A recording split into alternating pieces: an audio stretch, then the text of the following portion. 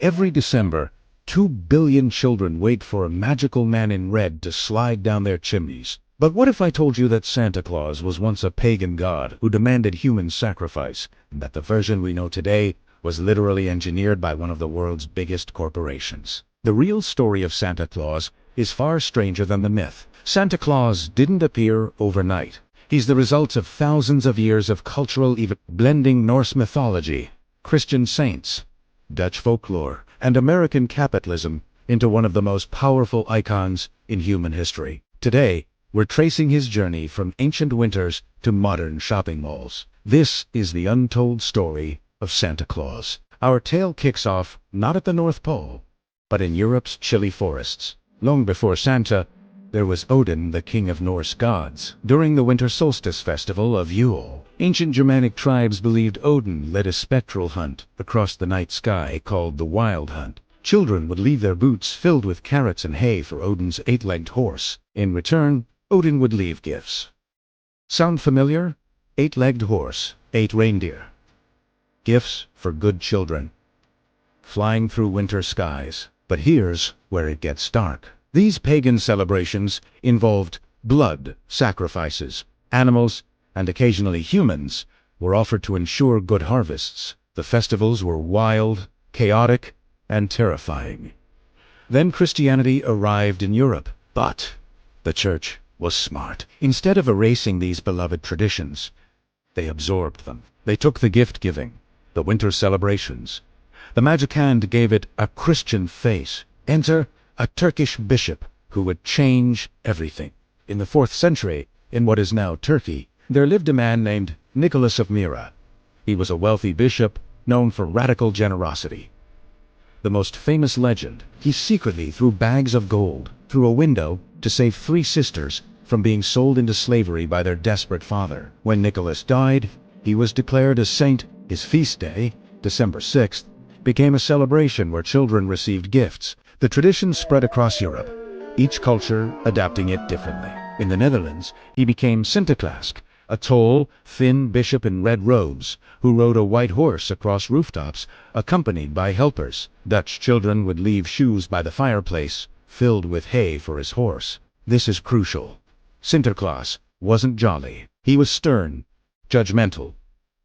He kept a book of who was naughty and nice. Bad children didn't just get cold, they risked being taken away in a sack. But how did a Turkish saint become a chubby elf living at the North Pole? In the 1600s, Dutch colonists brought Sinterklaas traditions to New Amsterdam, later New York.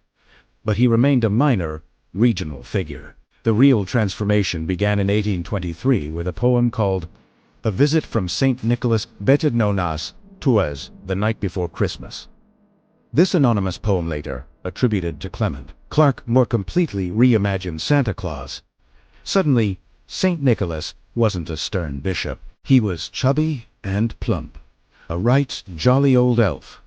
He had a sleigh pulled by 8 flying reindeer with names. He came down chimneys. He carried a sack of toys. In 56 lines, this poem created the blueprint for modern Santa. Then came the cartoonist Thomas Nast.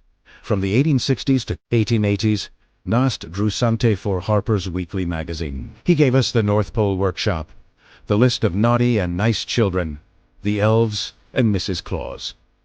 Nast's Santa was rounder, friendlier, more grandfather than judge, but Santa still wore various colors: red, green, brown. Then, in 1931, everything changed forever. The Coca-Cola company hired illustrator Haddon Sundblom to create Santa for their winter advertising campaign. Sundblom painted Santa as a warm, grandfatherly figure with rosy cheeks, twinkling eyes, and a genuine smile, dressed in bright Coca-Cola red. Let's be clear.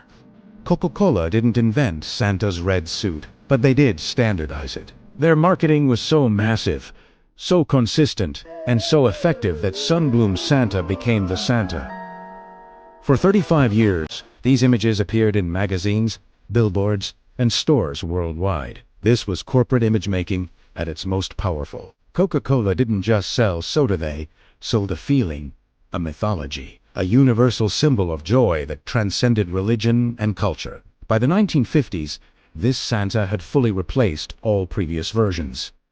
The stern bishop was gone. The pagan god was forgotten. What remained was a perfect mascot for consumer culture, a magical figure whose sole purpose was giving gifts. So, what does this all mean?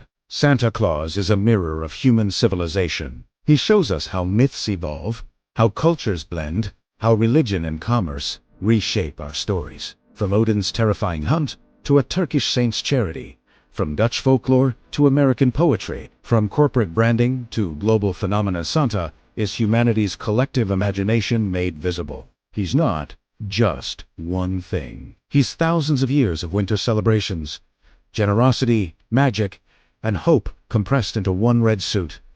And maybe that's the real magic. Not that Santa exists, but that we needed him too. If you want more stories about how myths shape our world, subscribe to Lumen. We simplify the complex, one visual story at a time. What myth should we decode next? Let me know in the comments.